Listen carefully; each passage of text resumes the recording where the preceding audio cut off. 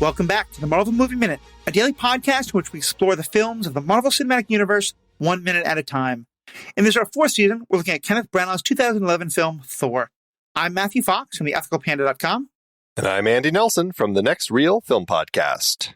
And today we're talking about minute 46, which begins with a flustered Jane saying thank you and ends with the government taking her stuff. Joining us on the show today, I have a guest I'm super excited about.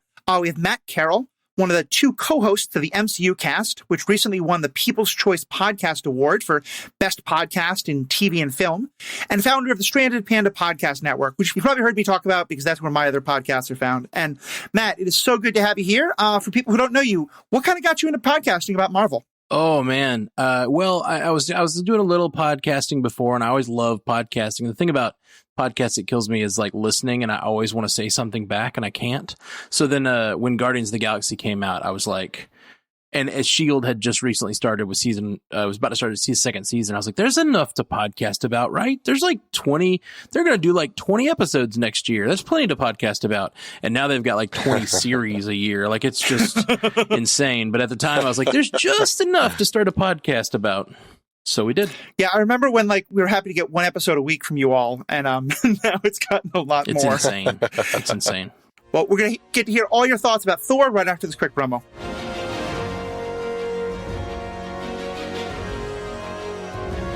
Do you want to jump into the conversations with us about Thor and the minutes that we're discussing this week? We have a growing group of Marvel fans just waiting to chat with you over in our Discord server. Head to truestory.fm/Marvel Movie Minute and click on the Discord link. It's that easy.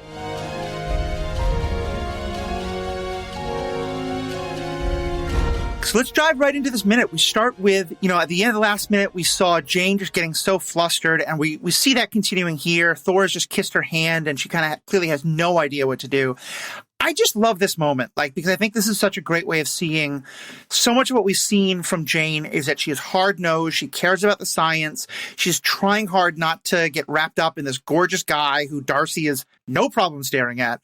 And this seems to be when it really starts to break through. Matt, what'd you kind of get about Jane from that moment? It's interesting because the core of that relationship is what I see. I feel bad. This is the first minute we're starting with because I really like this movie, but the core of what I don't like about this movie is the fact that Thor likes her back by the end. It's always been this thing of or not so much that he likes her back. I'm fine with that. It's that it motivates him to fight harder in the end. And his whole family's dying on Asgard, and then Loki says this thing about and then I'll visit your lady on Earth, and he's like, oh, now I'm gonna kick your butt.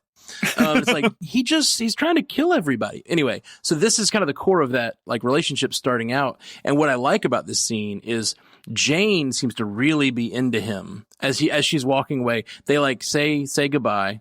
He turns and looks with a very dumb Thor face and just looks out onto the horizon I'm going to continue my adventure. And she's looking back at him look at me. Why aren't you looking back? We had a connection, right?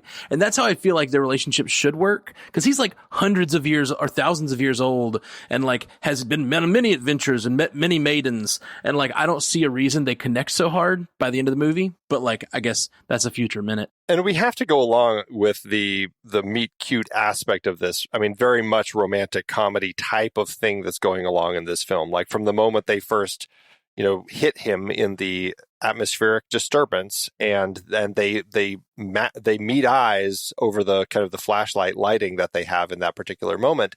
There's that connection, and I think that in the world of kind of the rom-com type of love stories, I agree with you. I think that it puts us in a place where we just have to go along with the fact that there was this instant connection between these two people, and it has to be something in order for the story to work. Right. Although in this moment, Matt, I think what you're talking about is kind of what I'm getting out of this moment. Jane is, I think besotted could be an accurate term, at least in this one moment. Absolutely. I don't think Thor kissed her hand because he's thinking, this is the one, maybe she could be my forever. It's a pretty girl, and he might be the girl for the night, and so he kisses her hand. But it's I think in his mind, it's still it's like a groupie, I'm gorgeous, women love me. Yeah, that's exactly my point, is this scene is how I wanted this relationship to continue to go. And like, I really like how he like turns away and like just has this look to the horizon. And it really is just like, I'm done with these mortals now. But also when he goes across and says their names and he's like, Jane Foster, Eric Selvig, Darcy, I fell in love with him every time he said one of their names. And like the looks on their faces, they just look so in love with Thor. You know what I mean? Well, it's such a presentation. And that's I think, part of the reason that they've constantly been so taken with this person, because he acts this way. And you know, Eric and Darcy are constantly like a little fearful of him, but there's something about him that draws you in. And it is this, and in the cafe when he's just like, then I will not do it again. And he's just so formal and honest and straightforward, and he's present. And that's what's so interesting about him, is he is there in the moment, and they all feel it, even though he doesn't call out Darcy's last name for some peculiar reason, and somehow now knows Jane's and Eric's last names. I don't know how, but still, I love this sense that there is this formality to him, and they feel it, and they're very drawn to him. We talk about how Darcy often is the audience reaction, and her look especially. Like, Eric looks kind of charmed but somewhat confused. Darcy just thinks this is the most charming thing ever, and her curtsy, like, it's so just like, I don't know what to do right now, but sure. And she just has such a look of joy on her face that I love it, because especially because it's also being made very clear from the start, she is not jealous in the slightest of his attention towards Jane. You know, I say this as someone who's just so sick of romantic triangles, and the fact that there's just none of that from the beginning is also something that makes me love Darcy's reaction all the more. Yeah, she's just always great. And her curtsy, like the way she's almost like laughing comedically, like, this is weird. Okay, sure, I'll curtsy back to you. And Eric, yeah, it's kind of this stiff, like, oh, okay, this is how we're doing this sort of bow that he returns. It's very funny. Yeah, he gives this little bow. It's very uncomfortable, but he still feels compelled to do it. Like, he still feels like, oh, I feel like I'm talking to a knight of the round table right now. I need to give a bow. I've seen this in movies, but he's like, this is not my culture, but somehow I feel compelled to act this way. Very funny. I love that you said that, because it made me, I felt watching them felt so familiar, and I realized what I'm watching is people who are at a Ren fair for the first time, and someone who's in full garb comes up to them and says, you know, "Milady, welcome to the Ren fair," and you're sort of like, hi, you know, curtsy and bow. I didn't realize how familiar you were with Ren fairs. I have spent a lot of time vowing and thee-ing. Interesting. Yeah. And the onion continues to be unpeeled.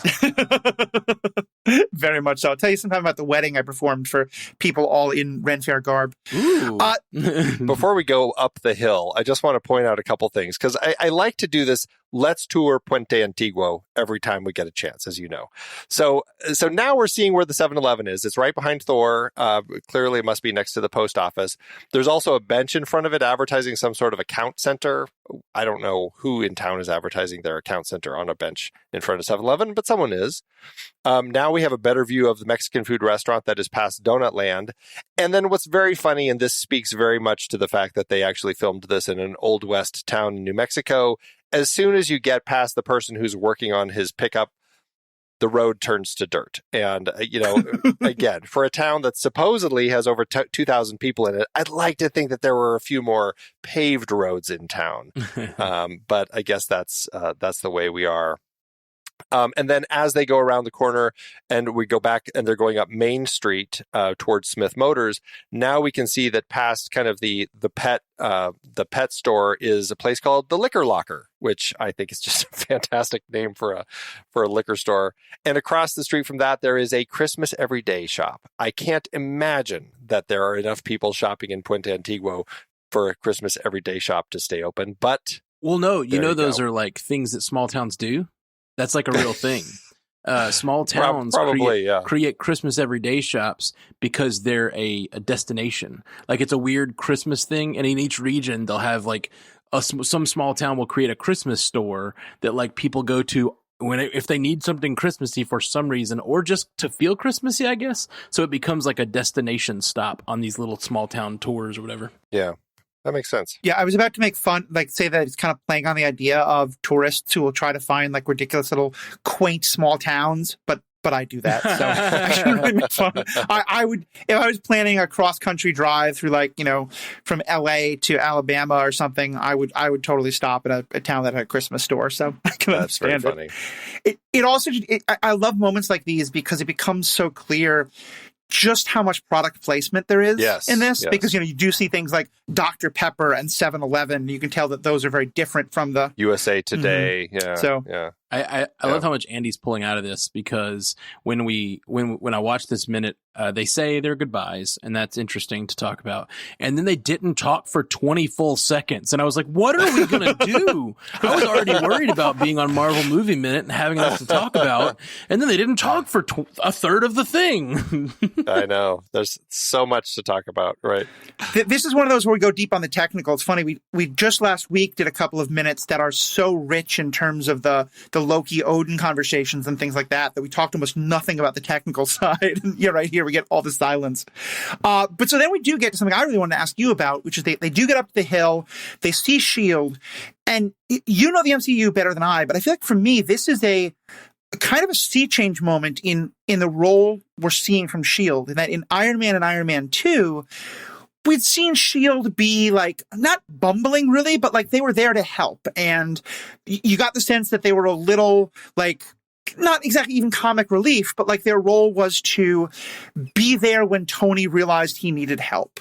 We never saw them really acting against Tony in the same kind of a way. And actually, Iron Man 2, there's a good bit of they come into his life, and Nick Fury is really involved in Iron Man 2 more so than Coulson. And Nick Fury shows up and he's like, he's like, your dad had this big plan. We need you to solve this plan. And there's this whole thing where his dad's legacy sort of enters the story, and you get this sort of like bossy Nick Fury. Coulson is sort of the bumbling fun guy for most of this first phase, but S.H.I.E.L.D. itself, at least in Iron Man 2, was pretty obtrusive.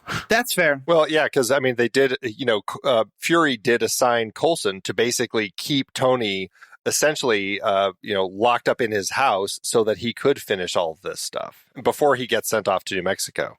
Yeah, we need to figure out this whatever the element he creates. Palladium? No, palladium's not the element. I forget.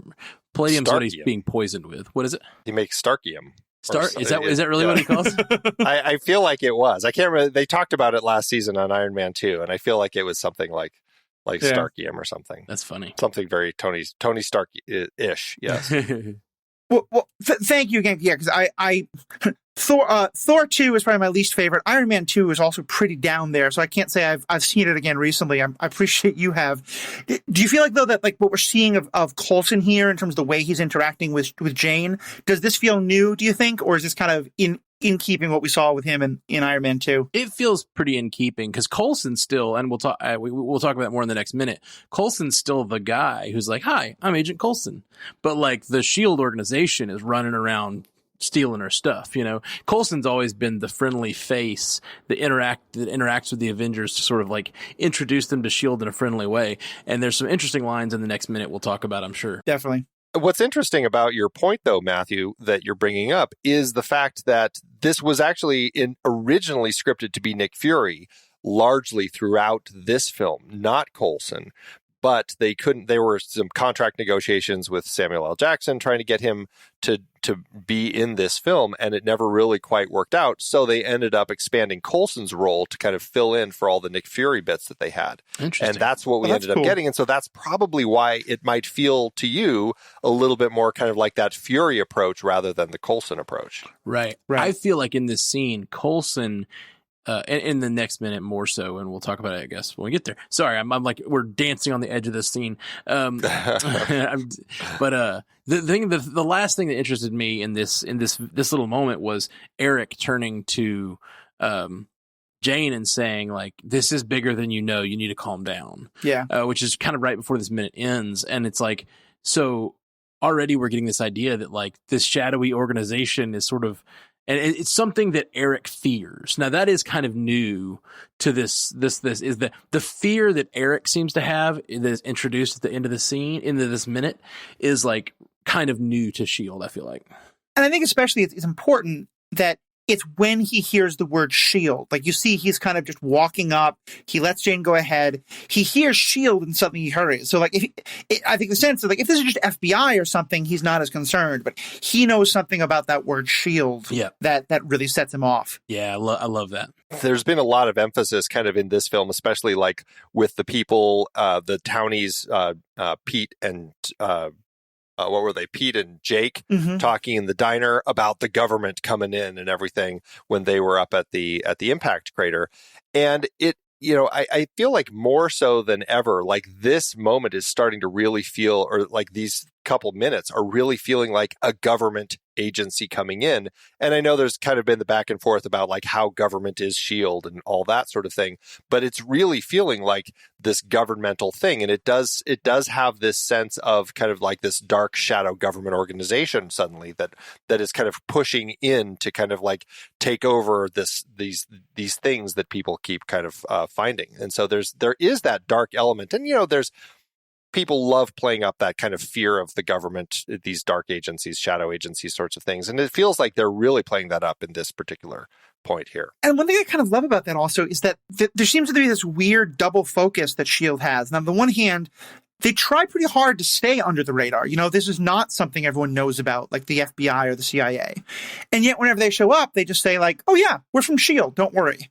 And Jane says, like, I'm like, that's supposed to mean anything to me. There's sort of an interesting dichotomy there of they don't want people to know about S.H.I.E.L.D., but what they want to be able to say, oh, yeah, we're from S.H.I.E.L.D., don't worry, as though that'll mean anything to anyone. Right. Which that's a good point, because in Iron Man, like you don't ever hear Coulson say he's from S.H.I.E.L.D. or, it comes very late. It's always the Strategic Homeland Intervention Enforcement and Logistics Division. If he's going to say anything, it's, but generally it's very kind of covert, like almost like the name itself is a secret. Now, well, yeah, I was going to say, he says in the film, like, we're working on it. Like, we're working on it. Exactly. Which is one of the few, like, I have to assume he was joking because, like, obviously they had that because you look at all the other movies to make the canon work. My head canon has to be that was just a joke, Yeah, although the S.H.I.E.L.D. acronym has changed over the course of the comic history, so it's entirely possible what he meant is the Strategic Homeland Intervention Enforcement and Logistics Division. We're trying to figure out a better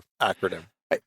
I mean, as someone who's worked in government and with non-governmental organizations for most of my life, as well as with committees, the idea that there has been some, official committee of the name that meets twice a year for 40 years and hasn't figured anything out is completely believable in terms of organizations like this. So It's also possible. Right. It's funny because, I mean, you think about like people who like, well, we've got to fit these, it's got to say S.H.I.E.L.D. So we've got to work with those specific letters. And so anytime people are working to come up with an acronym, like like, is it the words first and then we got to shape it so that it fits the word for the acronym, Yeah.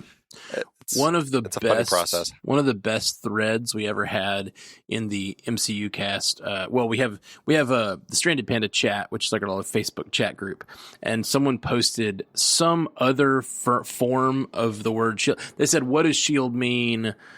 Wrong answers only, and then people started writing S.H.I.E.L.D. in different forms, especially my podcast partner, Jeff Randall. He wrote like 15 of them. So I went behind him and wrote a antagonistic version of whatever he said, but to HYDRA. Went through and like, it was so much fun. We should see if we can find that link to post, because I really love that thread. Hours of just going back and forth with S.H.I.E.L.D. and Hydra combinations. I do. One other moment that really stuck out for me from this minute is Jane saying, like, when Eric says, just let it go, Jane saying, let it go, this is my life. Because it just again highlights the difference between the two, that he I think is further along in his career. He understands the importance of research, but he also understands the importance of kind of like, there's going to be another project. There's going to be another thing to investigate. Whereas for her, she still does like, okay, the cute boys walked out of my eyesight now, and I'm back to this single-minded focus where you get the sense like this is all she's done for the last, however many years. Well, she's like the Jodie Foster character in Contact, right? Like she is so focused on this one thing that she probably will continue after this project with Eric and the grants or whatever to just kind of continue going down this road and constantly chasing grants to just keep doing this exact same research, as opposed to becoming a professor or switching to a different thing to study. Like, she seems the sort who is very focused on one particular thing and is just going to kind of, spend the rest of her life pursuing that. And that's I think an interesting element, because I do think that there are times when you have somebody like Eric who probably was passionate about research at one point, but then also kind of switched over to become the more professorial sort, and is less interested in the field research now, and just more kind of like that comfortable life of that, and looking forward to his tenure and everything. And it's a different kind of mindset that they each have. I also think that it has more to do with Eric's knowledge of S.H.I.E.L.D. Like, she is thinking like, no, this is America. You know what I mean? Like, we're gonna stop whatever you're doing. And he's like, no, this is S.H.I.E.L.D. Like, and we don't know yet what he knows about them, at least, in this minute. Yeah, in this minute, right? Exactly. Yeah. Teaser for 2 minutes from now. Yeah, and there'll be so much we're going to get into later this week about that. But the one last thing that I want to get into, because I think it raises a really interesting question about S.H.I.E.L.D., is, Coulson, in terms of trying to understand it, because like you said, he's very much trying to be the velvet glove over the iron fist. He wants this to seem friendly, while the other agents are definitely not. But he says that we're investigating a security threat.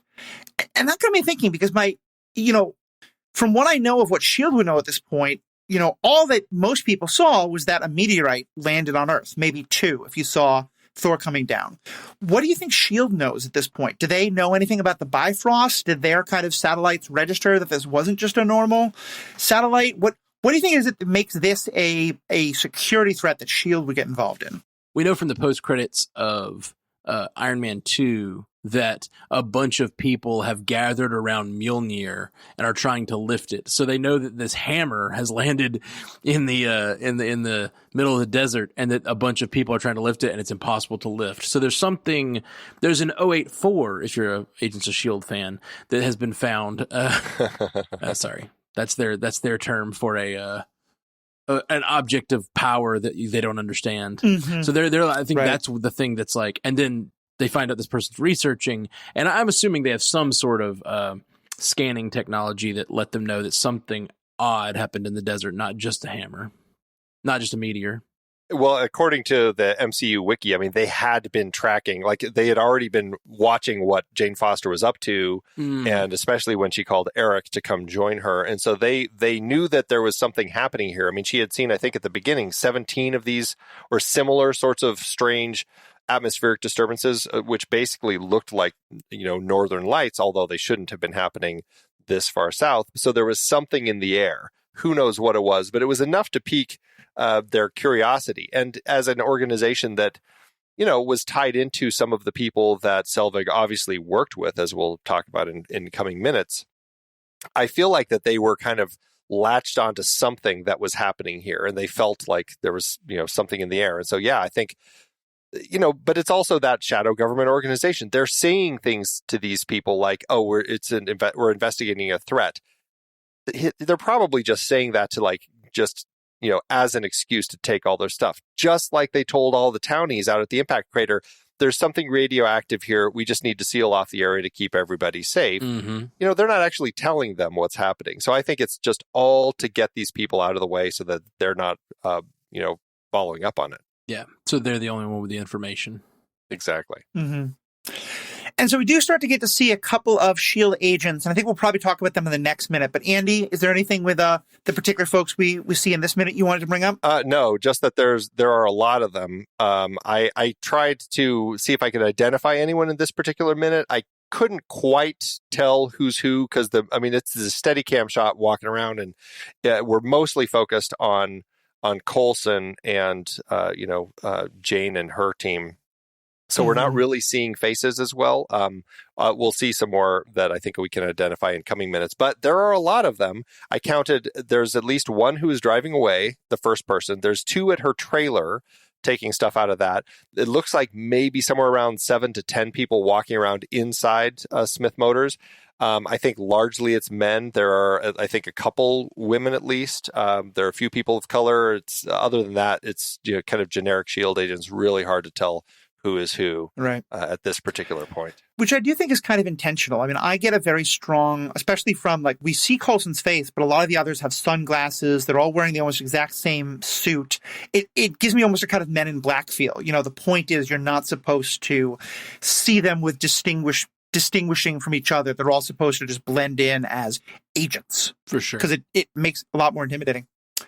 Well, we'll get into a lot more of that tomorrow. Any other last comments, though, from either of you about this minute? Something we didn't bring up yet? I've got a few other points to bring up. The first one, when the truck is driving away that we see, when Jane realizes that they're taking her stuff away, I couldn't help but, well, you're looking at the truck. It looks like there's a base of some big tripod back there, some Pelican cases, which are like the big heavy plastic cases that you can put things in that keeps them safe when they're traveling. And it looks like a bunch of wires connected to what to me looked like a bunch of lights. And it actually made me think, is this just actually a bunch of camera equipment and lighting gear from the production that they just threw in the back of the truck to have drive by? Because that's exactly what it looks like. All the cameras, totally possible. Like the camera department, all their gear is always in these Pelican cases. So I'm like, it just looks like they just had the camera team just, the Teamster drive their truck by. That's exactly what it looks like to me. So that was very funny. William Shatner has did a spoken word album in the 70s or whatever, and it's him doing spoken word. Anyway, there's a picture on the back of the album cover, and he's holding what is a phaser, like some sort of phaser, and it's like him doing his Captain Kirk thing. But it's been revealed since then that it's just a tripod. Like he's just holding like a tripod, and you can clearly see it once you know it's just a tripod. He's just holding at an angle that looks like a phaser. That's funny. That's fantastic. What's funny, though, is in the script, they actually call this, they say that she sees them driving away with the tarp, and the tarp flips up as it's driving, and she sees her dark matter analysis machine underneath. I thought that was a very interesting thing for them to throw in here as a scripted item, the fact that she's analyzing dark matter, this particular place. For sure. Especially if you look into the other, I don't know much about it from comics, but the dark dimension, which seems to have something to do with dark matter, and like dark matter is like weirdly tied into all this other stuff in like, especially in the Agent Carter series, there's like a character that feeds on dark matter that's like from the dark dimension or something like that. And it's a whole, like, it's almost like a different kind of magic that you have to deal with, or science or whatever. Yeah, absolutely. Same thing. Yeah. As is said in this movie. But also I think Malekith will end up wielding a dark matter dagger. So, so it's interesting how there's potentially a tie-in. Like, again, it's only scripted. It wasn't ever pointed out, but I thought that was an interesting little thing. So there you go. For sure. Well, we're going to have a lot more to talk about over the next couple of days. But Matt, for people who are just hearing you for the first time, tell us a little bit more about the MCU podcast. Oh, yeah, man. We do the Marvel Cinematic Universe podcast every week. Every piece of content Marvel drops, we'd cover it as soon as possible. So very often the night of or day of, we even do like late night watches with our crew over there, our listeners, and we do immediate response reaction casts, and then we also do a lot of feedback casts. So yeah, just kind of staying on top of what's currently happening in Marvel. We've had it for 7 years, and so it's just been doing a lot of podcasting about the Marvel Cinematic Universe. So this is a very comfortable place for me. So thank you for having me. This is the easiest podcast to jump into. So I'm glad to have you. Well, our pleasure. Especially now that you are an award-winning podcast host. Right? Which we'll definitely talk more about that the next couple of days. Yeah, it's a great podcast. Your podcast is really how I got into podcasting. I've told the story before about, when I was driving back and forth across the country a lot of the time, listening to just you guys go deep on MCU stuff was fantastic. And I will continue to recommend to any MCU fan, definitely check out that podcast. So thank you so much for being a part of this. Andy, thank you so much for everything we're doing. And to all our fans, you're what makes this possible. Thank you so much, and have a great day. Until next time, true believers.